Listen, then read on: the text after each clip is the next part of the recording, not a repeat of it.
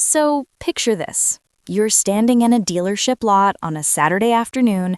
You didn't even really plan to be here. You just kind of drove past and pulled in the way you do. And there it is, sitting up on a little platform under the lights like it's a museum exhibit, a full-size pickup truck. Lifted, blacked out trim, a bed so clean it looks like it was never intended to carry anything heavier than a grocery bag. And the sticker on the window says $68,000. 68. And you're standing there doing the math in your head, telling yourself it's a tool, it's practical. You could tow a boat with that thing. Not that you own a boat, but you could.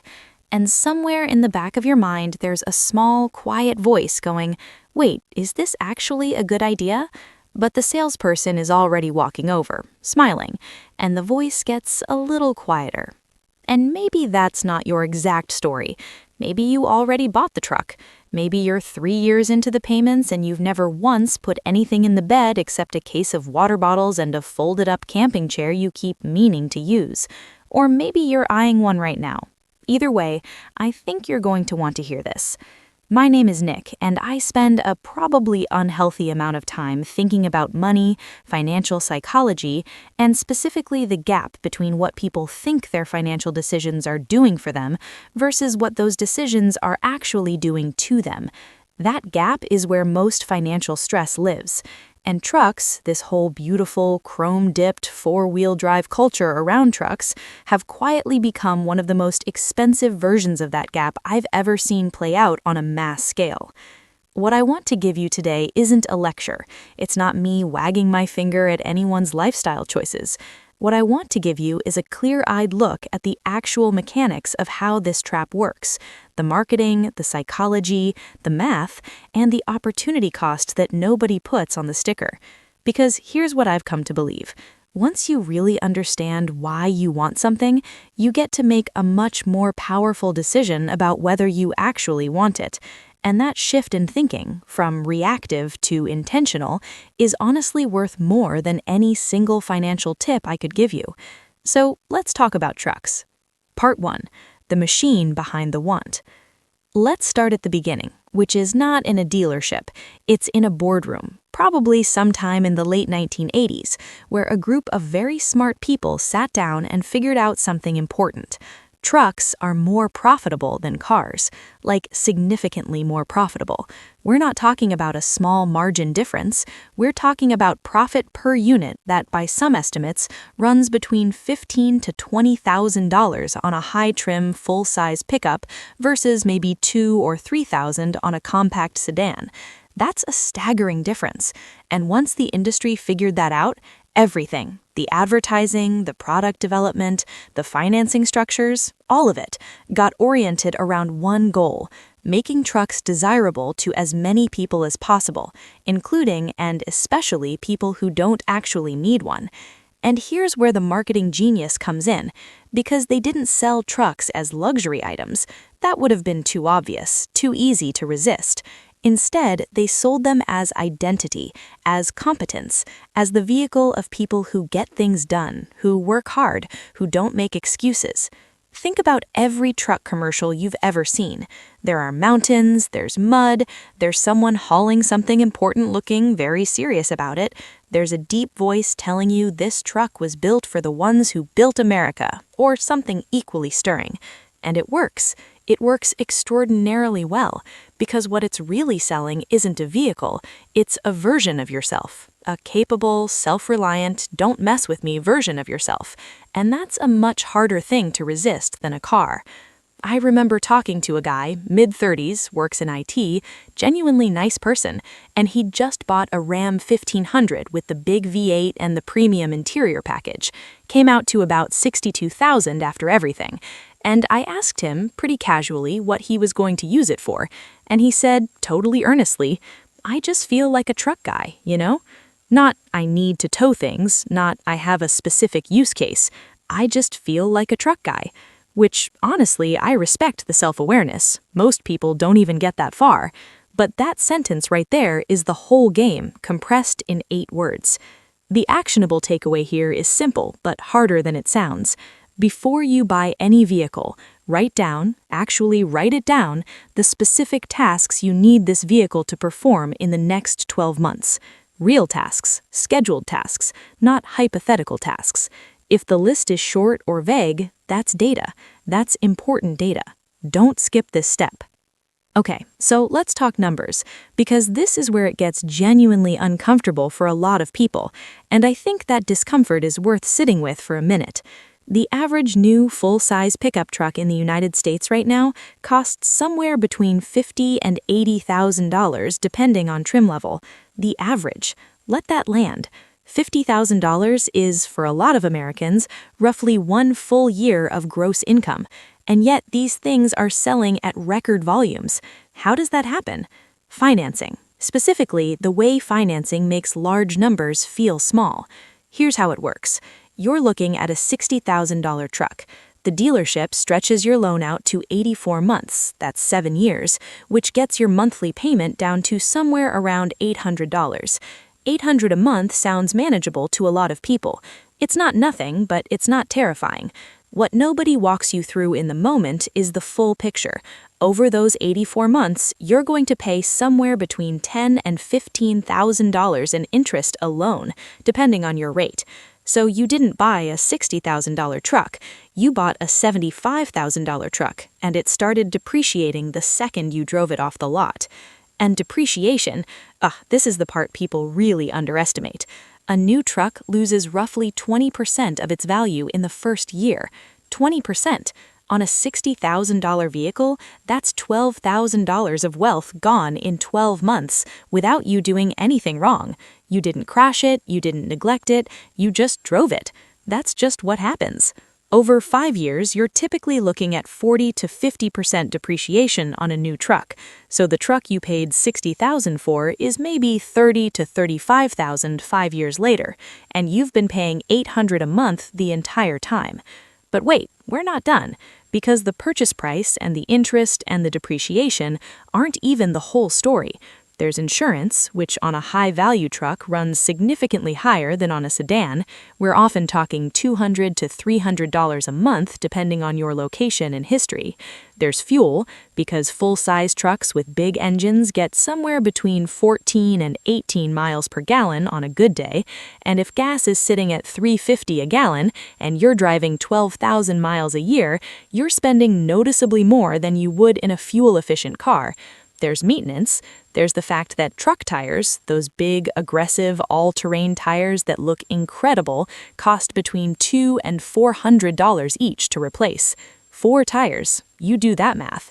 When you stack it all up, payment, interest, insurance, fuel, maintenance, depreciation, a $60,000 truck can realistically cost you between $1,500 and $2,000 per month in total transportation cost. Per month. That's $18,000 to $24,000 a year on a vehicle that mostly sits in a parking lot. And look, I'm not saying this to be dramatic. I'm saying it because most people have never seen it laid out this way. And when you see it laid out this way, it changes something. The question isn't whether you can afford the payment.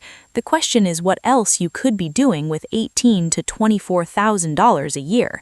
The actionable move here, run the total cost of ownership calculation before you buy anything with an engine, not the monthly payment, the total annual cost, including every line item.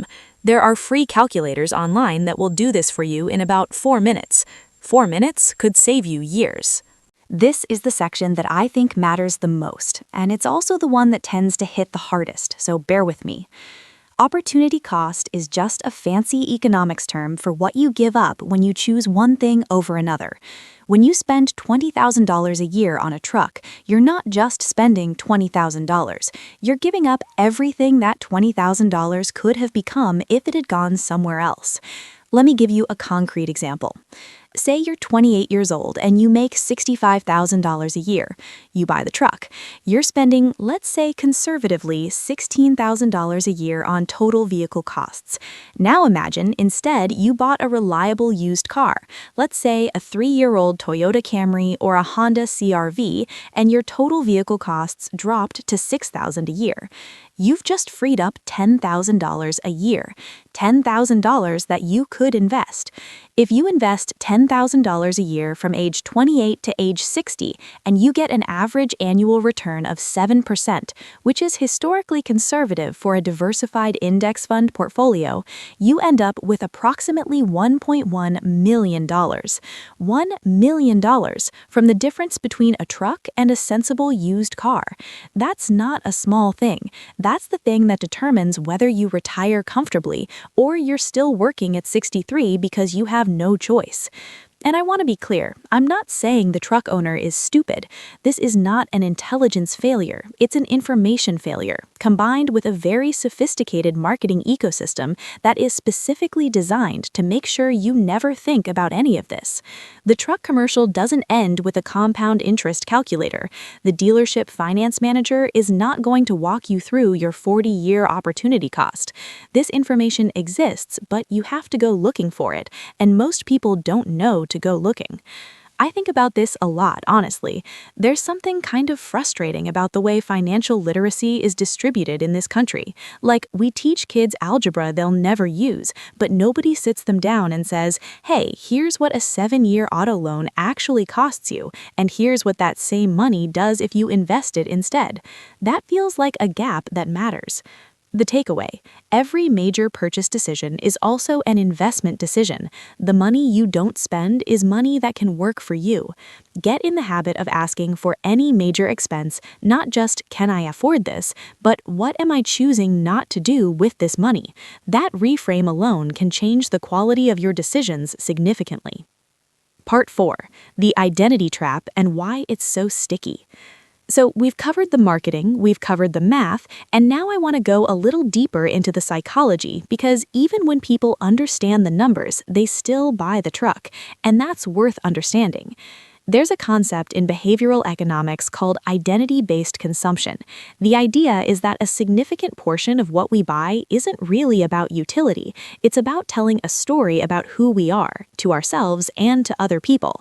And trucks, maybe more than almost any other consumer product right now, have become incredibly powerful identity signals.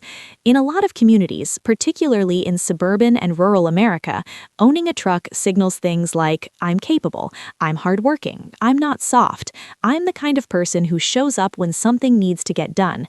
These are deeply appealing things to signal, especially in a culture that has a complicated relationship with masculinity and what it means to be competent and self-sufficient. And I say this without judgment. These are real human needs. The desire to be seen as capable and reliable is not a character flaw. But when that desire gets attached to a $65,000 financing decision, it becomes expensive.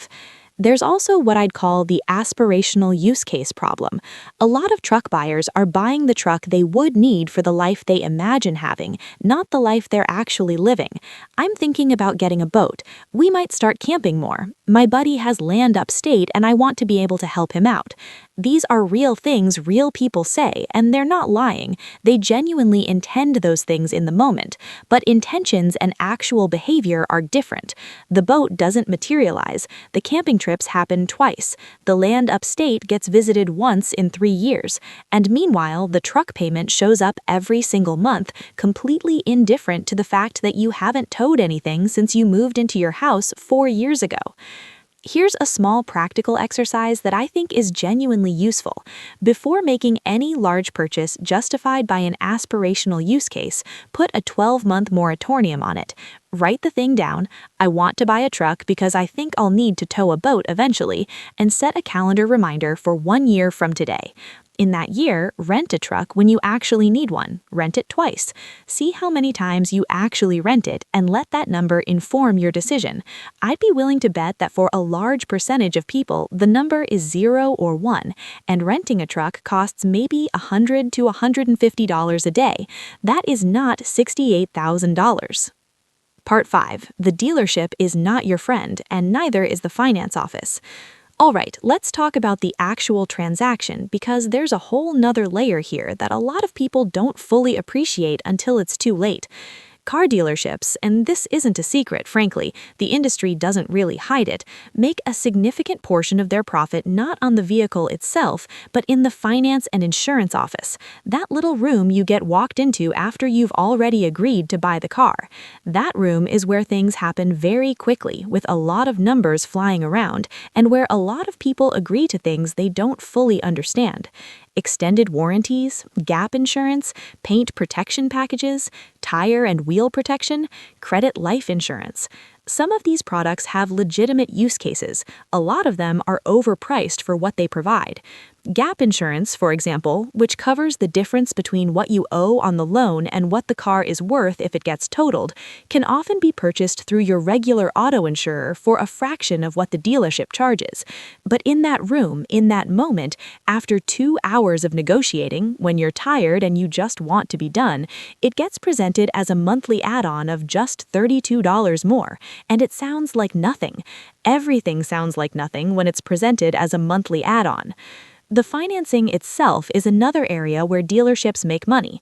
The bank offers you a rate, let's say 5%, but the dealership has the ability to mark that up, sometimes to 7 or 8%, and keep the difference. It's called a dealer reserve, and it's completely legal, and most buyers have no idea it's happening. On a $60,000 loan over 84 months, a 2% rate difference costs you $4,000 in additional interest, $4,000 that goes to the dealership, not to you. The move here is straightforward. Get pre-approved for financing through your own bank or credit union before you ever set foot in a dealership. Know your rate. Then, if the dealership can beat it, great. If they can't, you use yours. This one step removes an enormous amount of the leverage the finance office has over you, and it takes maybe 30 minutes to do online before you go in. Part 6. What to do instead for real. Okay, so we've spent a lot of time on the problem, which is valuable, but let's talk about what a smarter approach actually looks like. Because I don't think the answer is never buy a truck or drive a beater forever. The answer is something more nuanced than that.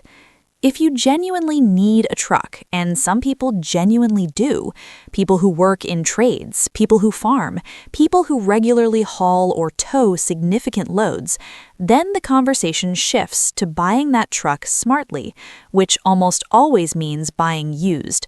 A truck that is 2 to 3 years old has already absorbed the brutal first-year depreciation hit. You're buying it at maybe 70 to 75% of the original sticker price, and you're getting essentially the same truck. The manufacturer's powertrain warranty is often still partially in effect. Modern trucks are extremely reliable well past 100,000 miles if they're maintained. Buying a certified pre-owned or well-maintained used truck from a private seller can save you $15,000 to $20,000 on the purchase price alone compared to buying new, and the insurance costs are lower too. If you don't actually need a truck, if you're honest with yourself about the fact that you're buying it for identity reasons or aspirational reasons, then the smarter play is to separate the identity from the purchase. And I know that sounds abstract, but stay with me. You can be the kind of person who values capability, self-reliance, and getting things done without proving it through your vehicle payment. In fact, I'd argue, and this might be a little provocative, that the most genuinely capable, self-reliant people I know are the ones who are least concerned with what their car says about them, because they don't need the signal. They know who they are.